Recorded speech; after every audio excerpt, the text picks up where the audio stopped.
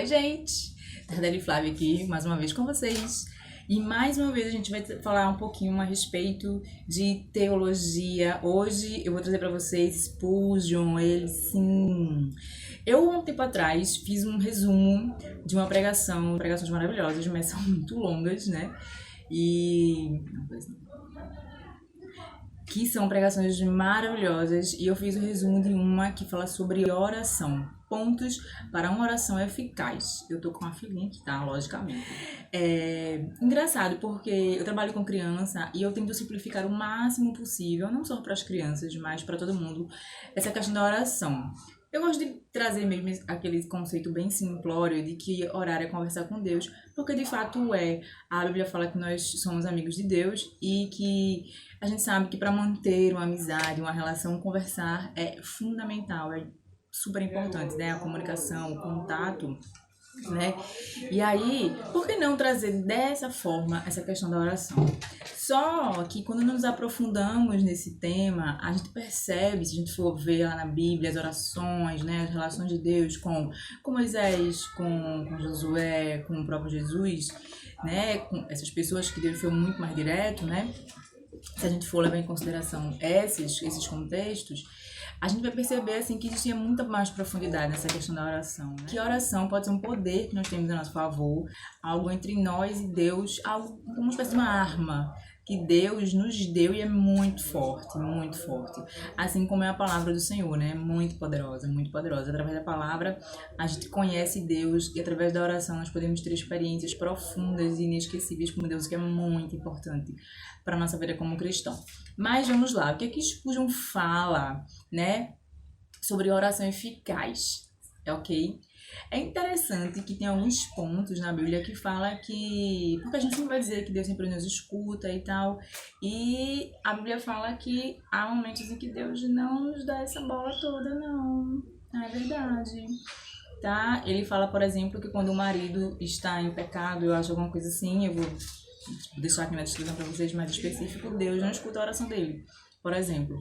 Mas aí, por que eu tô falando disso? Porque Spurgeon diz o seguinte, que apesar de ser algo fácil, é preciso se preparar para orar.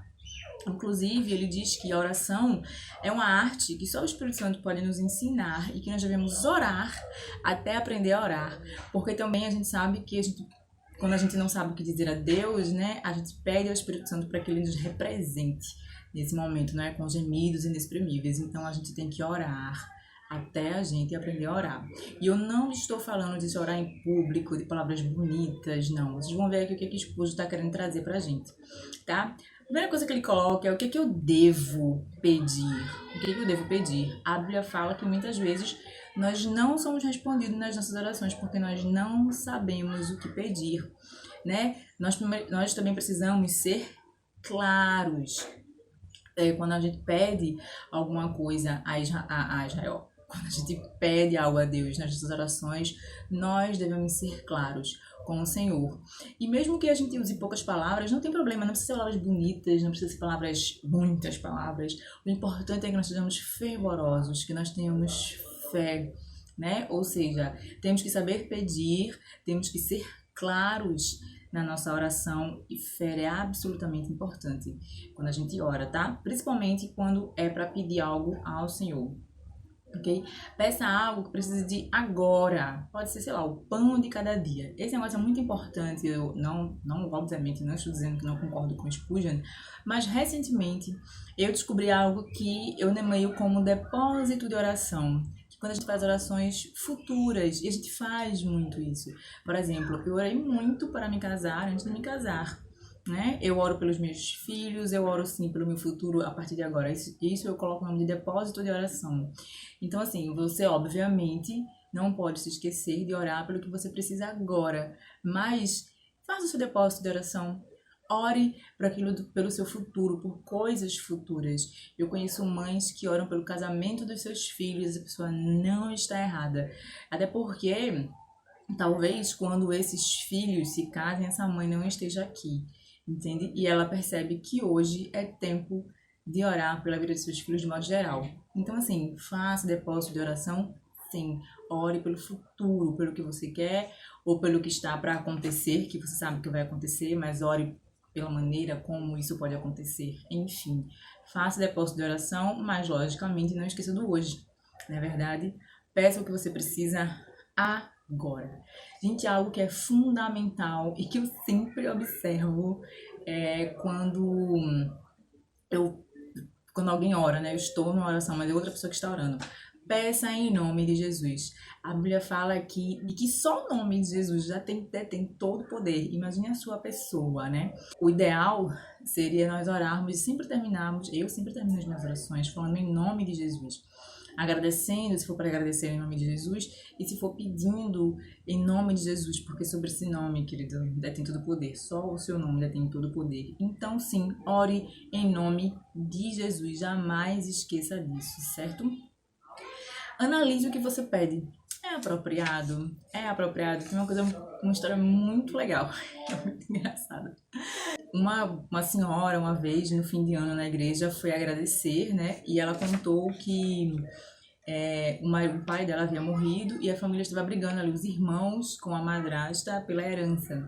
E os irmãos oravam muito para que Deus resolvesse o problema. E no final a madrasta morreu, na verdade. E eu lembro que todo mundo riu na igreja. Mas assim, ela falou, gente, eu não pedi para ela morrer, eu pedi para Deus resolver o problema, né? Às vezes nós temos que, logicamente, não estou falando que a mulher, que ela estava mentindo, não creio que ela tinha pedido realmente para a mulher morrer, mas para que para Deus resolver esse problema e, enfim, às vezes nós somos muito difíceis, na verdade. Deus é que sabe de todas as coisas.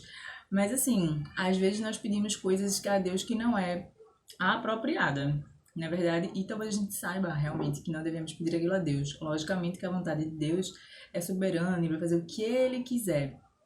Tá? Ele não vai fazer só porque você quer, não, logicamente que não. Mas acho que é interessante sim a gente pensar se aquilo que a gente pede a Deus é apropriado, certo?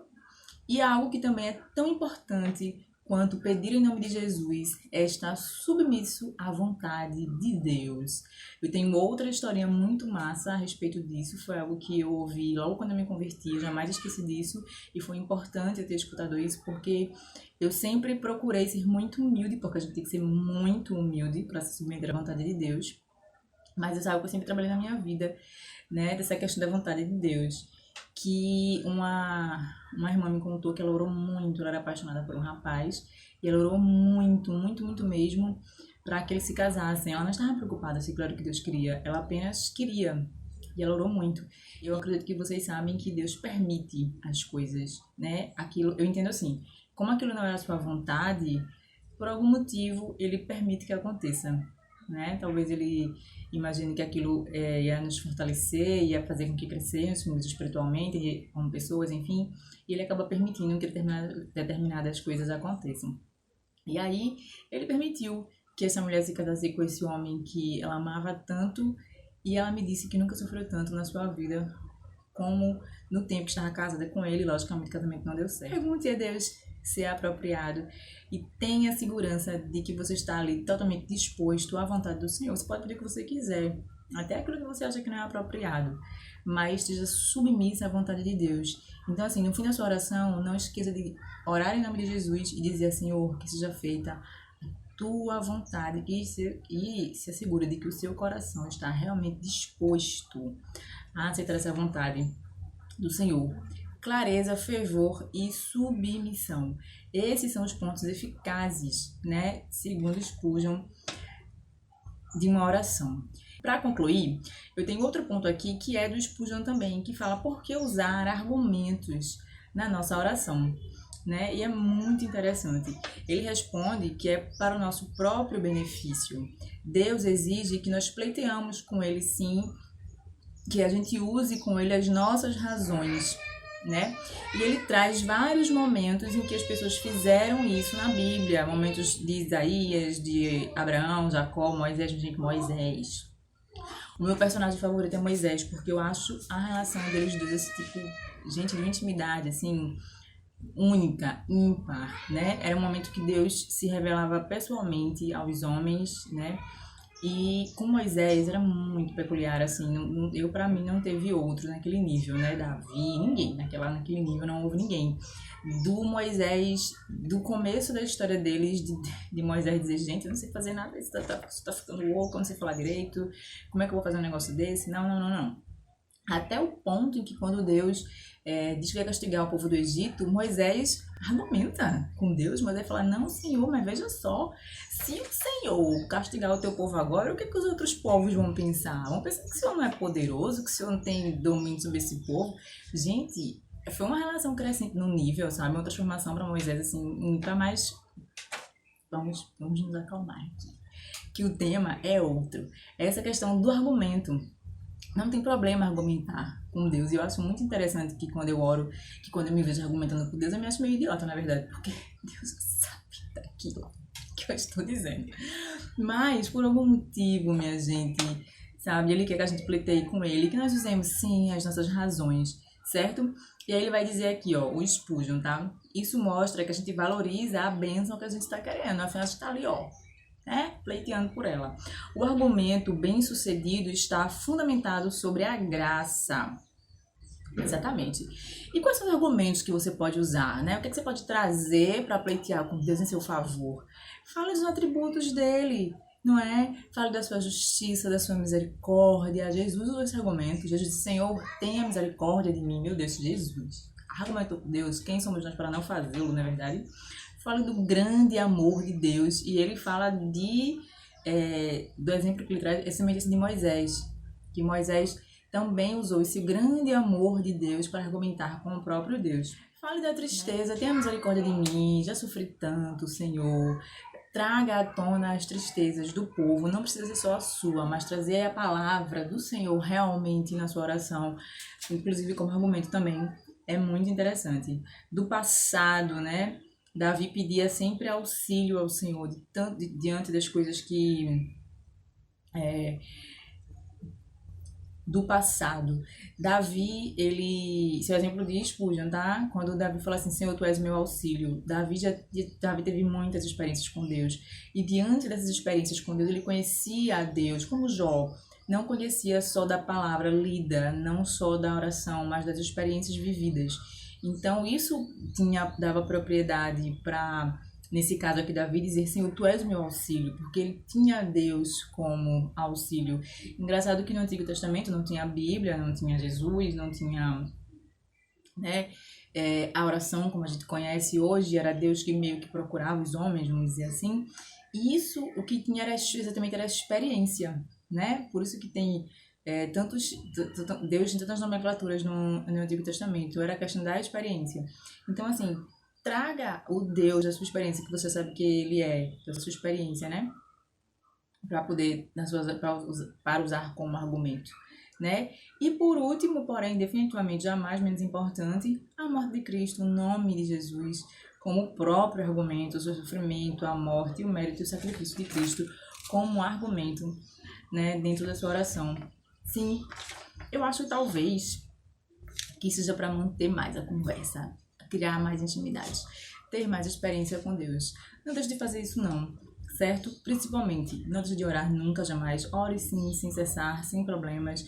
Desde aquela oração justa no seu quarto, você e Deus, em silêncio, até aquela oração que você faz no ônibus, que você faz ao longo do seu dia, né? Eu acredito que orar sem cessar é isso. É você, até porque nós temos essa oportunidade hoje, né, de orar sem cessar. Então vamos sim aproveitar, vamos, não é, nós temos o luxo, então vamos usá-lo, né, que é a oração. Ok? Gente, curta esse vídeo, compartilhe se você achou muito legal, muito massa essa mensagem. Eu tô trazendo isso pra vocês porque eu também acho válido, acho que vale somar. Comente aí o que você tem achado, o que você tem pensado, o que você pensa a respeito de tudo isso, se você acha que Spurgeon estava certo. Acrescente o que você acha que é mais eficaz numa oração, tá certo? Curta também o nosso canal, se você ainda não é inscrito, se inscreva no canal, se você ainda não é inscrito, até a próxima, tchau!